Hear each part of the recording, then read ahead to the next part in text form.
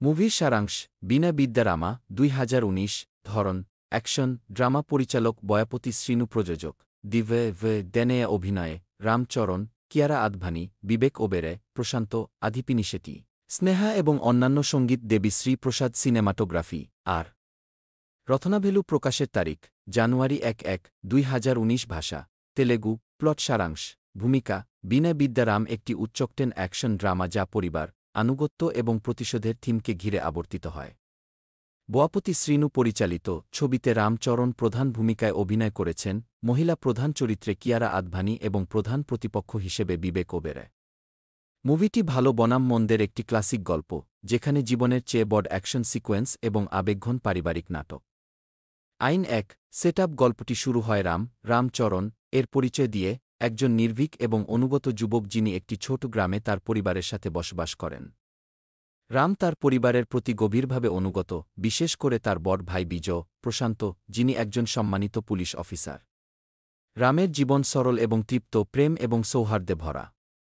রামের পৃথিবী ওলটপালট হয়ে যায় যখন তার ভাই বিজয়কে একটি বিশেষ কাজের জন্য দিল্লিতে স্থানান্তরিত করা হয়। যাওয়ার আগে রমাকে তাদের মা স্নেহা এবং ছোট বোন সহ তাদের পরিবারের যত্ন নেওয়ার দায়িত্ব অর্পণ করে। রাম এই দায়িত্বটি গুরুত্ব সহকারে নেয়, যে কোনো মূল্যে তার পরিবারকে রক্ষা করার প্রতিশ্রুতি দেয়া। এদিকে ছবিটি প্রতিপক্ষ ভৈরব বিবেক ওবেরয় কে পরিচয় করিয়ে দেয়, একজন নির্মম এবং শক্তিশালী অপরাধ প্রভু যিনি দিল্লি থেকে কাজ করেন। ভৈরব মানব পাচার এবং অঙ্গ ব্যবসা সহ বিভিন্ন অবৈধ কার্যকলাপের সাথে জড়িত। তার বিপুল ক্ষমতা ও প্রভাবের কারণে পুলিশ ও রাজনীতিবিদসহ সবাই তাকে ভয় পায়। আইন ২ দ্বন্দ্ব সংঘাত শুরু হয় যখন রামের ছোট বোনকে মানব পাচার অভিযানের অংশ হিসেবে ভৈরবের দোসররা অপহরণ করে। রাম তার বোনকে উদ্ধার করার জন্য দৃঢ়প্রতিজ্ঞ দিল্লিতে বিপজ্জনক যাত্রা শুরু করে।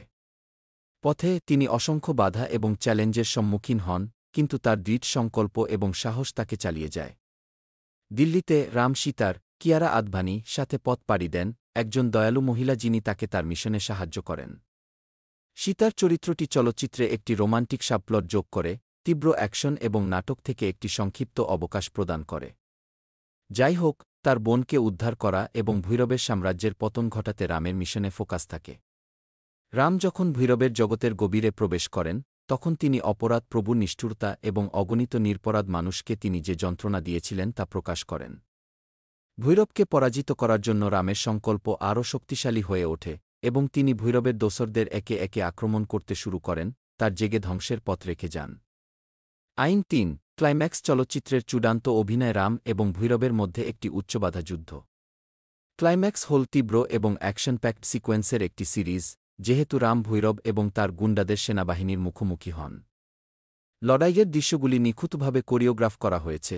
রামচরণের শারীরিক দক্ষতা এবং বয়াপতি শ্রীনুর জীবনের চেয়ে বড় অ্যাকশনের স্বাক্ষরশৈলী প্রদর্শন করে।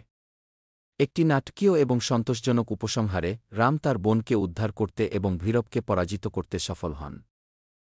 অবশ্য অনেক মূল্য দিয়ে আসে, কারণ এই প্রক্রিয়ায় রাম গুরুতর আহত হন। ফিল্মটি একটি আবেগপূর্ণ নোটে শেষ হয়।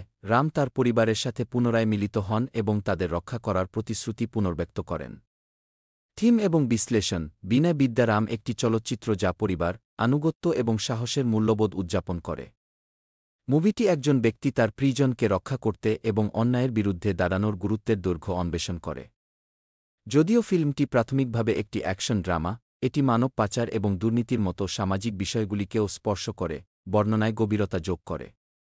রামচরণ রামচরিত্রে একটি শক্তিশালী পারফরম্যান্স প্রদান করেন, একজন অভিনেতা হিসেবে তার বহুমুখিতা প্রদর্শন করেন।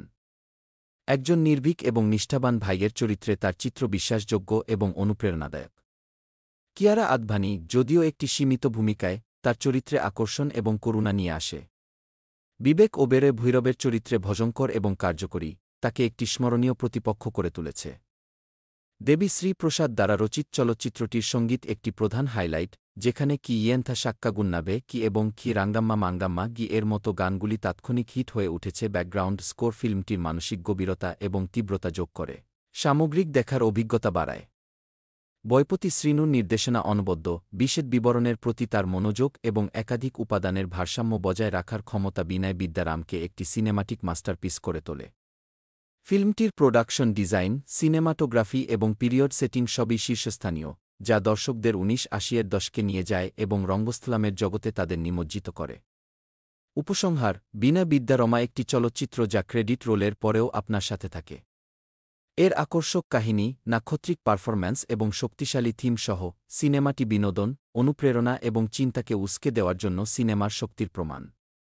আপনি রামচরণের অনুরাগী হন বা কেবল একটি সুনিপুণ নাটক উপভোগ করুন, বীণা বিদ্যারাম এমন একটি চলচ্চিত্র যা মিস করা উচিত নয়।